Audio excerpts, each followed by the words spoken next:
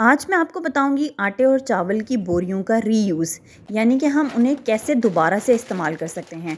ये बहुत फ़ायदेमंद होने वाली है आपके लिए वीडियो। तो चलते हैं मेन वीडियो की तरफ।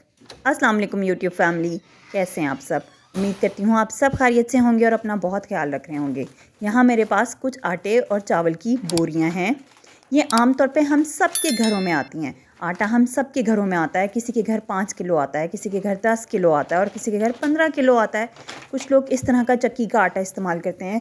तो जो भी आपके घर आटा आए तो प्लीज़ उस बोरी को ज़ाया मत किया कीजिए, क्योंकि वो आपके लिए बेहद फ़ायदेमंद होती है डिफरेंट जगहों पे। इन आटे और चावल की बोरियों को किन किन जगहों पर इस्तेमाल कर सकते हैं ये मैं आपको बताती हूँ। आपको करना ये होगा कि आपको लेनी होगी एक आटे या चावल की बोरी।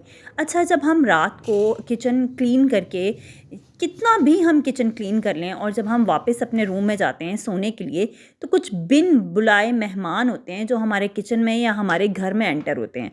और उनसे बचने के लिए हमारी कोशिश होती है कि हम उन खुले बर्तनों पे या तो कपड़ा डाल दें या फिर हम इन बोरियों का इस्तेमाल करते हुए उन्हें अच्छे से ढक दें। क्योंकि आप सब जानते हैं कि पाकिस्तान में ज़्यादातर टाइम जो होता है वो गर्मी का होता है, और इस गर्मी के मौसम में ये बिन बुलाए मेहमान, जिनको हम छिपकली और चूहे कहेंगे, और आप यकीन माने पाकिस्तान की कोई ऐसी सोसाइटी नहीं है जहाँ ये ना पाए जाते हों। ये हर इलाके में, हर सोसाइटी में, हर शहर में ज़रूर पाए जाते हैं। तो हम इनसे कैसे बच सकते हैं? कुछ तरीके तो होते हैं कि हम प्रिकॉशंस कर लें और उसके लिए हम कोई मेडिसिन यूज़ करें या हम टोटके आजमाएं। तो हम एक तरीका ये भी कर सकते हैं कि हम इस बोरी के ज़रिए उस अपनी जो किचन की चीज़ें हैं शेल्फ पे, उनको ढांप सकते हैं। अब मैं आपको बताती हूँ कि कैसे आप आटे और चावल की बोरी से एक वाटरप्रूफ एप्रन तैयार कर सकती हैं।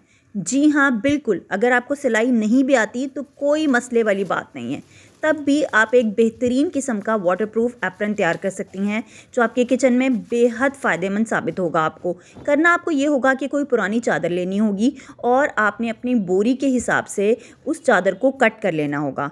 चादर को ज़्यादा मत कट कीजिएगा, क्योंकि आपने उसके बीच में इस तरह से, ये देखिए सिंगल बेड की चादर थी जिसे मैं कट कर रही हूँ, डबल बेड की नहीं है।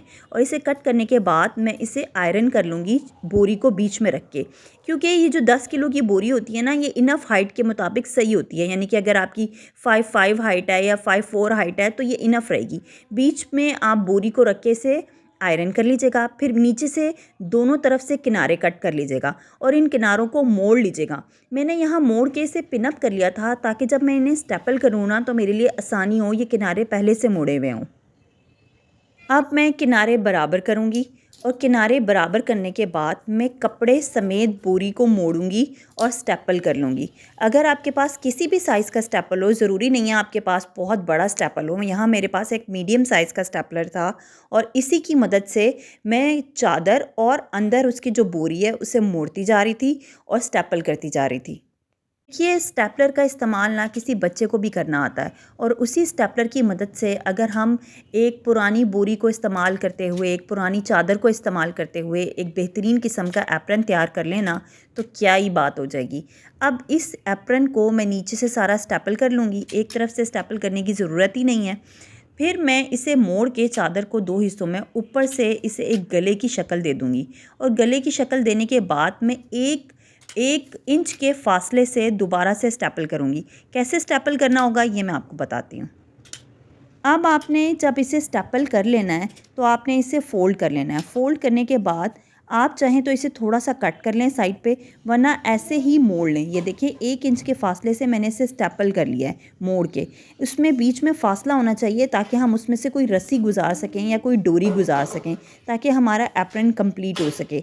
अब यहाँ पे आपके पास घर में कोई भी पुरानी रस्सी या डोरी हो, बच्चों के छोटे छोटे रिबन्स होते हैं, उनको आप इस मकसद के लिए इस्तेमाल कर सकते हैं। और यहाँ मैं, आप देख सकते हैं कि इस डोरी को गुजारूंगी इस 1 इंच के फासले से जिसको मैंने स्टेपल किया होगा, और मेरा एप्रन बन के तैयार है।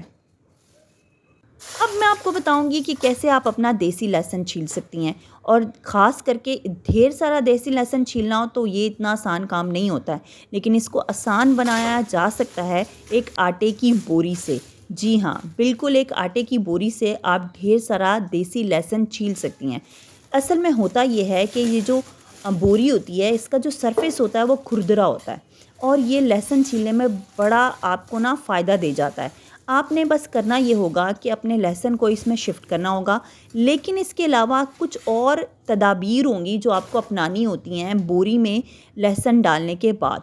और क्या चीज़ शामिल करनी होती है ये जानने के लिए आपको देखनी होगी मेरी वीडियो, जिसमें मैंने प्रॉपरली बताया है कि आपको किस तरह से एक बोरी में एक चीज़ शामिल करें और उसके ज़रिए और बोरी के ज़रिए आप अपना ढेर सारा देसी लहसुन छील लें।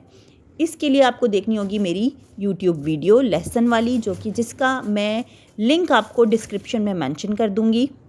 आज मैंने आपको बड़े ज़बरदस्त ना आटे और चावल की बोरी के रीयूज़ तरीके बताए हैं।